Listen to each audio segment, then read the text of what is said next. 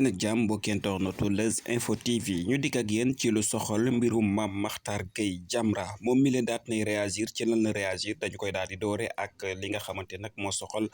brigade de recherche de Faidherbe ba ñoom nag ñoo daal di ubbi ab enquête d'infiltration daal di ci aboutir amal ci ay arrestation yu bari ñu nemmeeku ci FB Gueye ñu gën koo xam ci Rose nekk doom ci kii di Mame Mactar Gueye bu Jamra moom daat nañ koy teg loxo ak ab copain bu tudd RS Guissé ak ñaar ñoo xamante ni ay présumé fournisseur lañu nekk foofa ca Nigéria wala dëkk foofa ca Nigéria ñoom nag li leen tegee loxo mooy association de malfaiteurs trafic international de cocaïne acte contre nature kii di Mame Mactar Gueye nag di baay wala papa ci kii di FB Gueye moom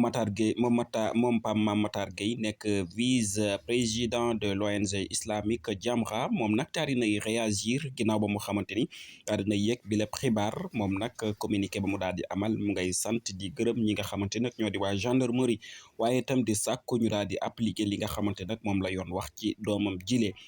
ndax daal la mu jàpp mooy yoon nekk lu fi kenn képp ku wàcc yoon daal nda yoon dal ca sa kaw li le l'observateur nag daal di ñuy xëyal indil ñu brigade bi nga xamante moo di brigade de recherche bu Faidherbe daal di amal ab remonte boo xamante ni mën nañ ko tuddee ay ñeent wala ñetti commande de drogue yoo xamante na koy perquisitionné de la chambre du copain de FB Gueye foofa ca Jàmmalaay waaye itam arrestation yi daal nañ ci teg loxo premier fournisseur bi nga xamante ni foofa ca cité Cap Verdien waaye itam lorsque d'une exploitation du téléphone de FB Gueye les gendarmeries nag daat nañu ci gis ay éléments compromettants trachés liés à la cocaïne waaye itam ay vidéo yoo xamante ni nag ay vidéo pornographique ak ay essence sur un projet de partous nag mooy ay góor ak góor yu sëy wala ay jigéen ak jigéen yuy sëy moom daal daat nañu ci gis ay essence yoo xamante ni nag moom mi la daat war na koy amal ngir amal ab projet de partouze lii nag déclaration bi la nag kii di FB Gueye moom nag daf ko daal di rejeter toute orientation lesbienne moom daal dina koy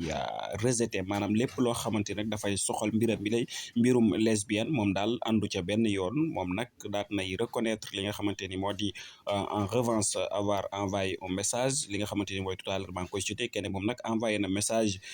pour chercher wala pour wër genn jigéen goo xamante ni en vue de relation à trois pour mën a satisfaire les fantasmes de son copain ci loolu itam réaction de Mame Mactar Gueye wax naa leen ko tout à l'heure moom nag bi lépp réaction lam ca daal di amal kay mooy di sant ak di gërëm autorité judiciaire yi waaye itam di sàkku ñu daal di def la nga xamante nag moom la yoon wax ca doomam jile waaye itam di leen gën a wax que ne ñu gën a vigilant waaye itam gën a mën a démanteler li nga xamante ni moo di les réseaux de narcotrafic ak li nga xamante ni moo di lobby LGBT yi moom lii lay sàkku ci autorité judiciaire yi ngir daal ñu wéyal seenub liggéey te xam ne fa ñu ko teg foofu rek la bu ñu bàyyi seen loxo ci lu ni mel moom nag la mu ko daal di tënkee mooy nañu bàyyi yoon def liggéeyam moom noonu la ko daal di xamee moom Mactar Gueye daat ne le combat a continuer kon daal la ñu mën a jàpp jamono jile mooy doomu Mame Mactar Gueye di jigéen daat nañ koy teg loxo ci mbirum association de malfaiteurs ak ya ca daal di aju nga xam ne doon naa ko cité tout à l'heure muy trafic international de cocaïne ak acte contre nature moom mi di FB Gueye ak ñeneen ñoo xamante ni daat nañ leen di teg loxo sant leen gërëm leen am mbégte ànd ak yéen daal ñëwaat ak yéen ci yeneen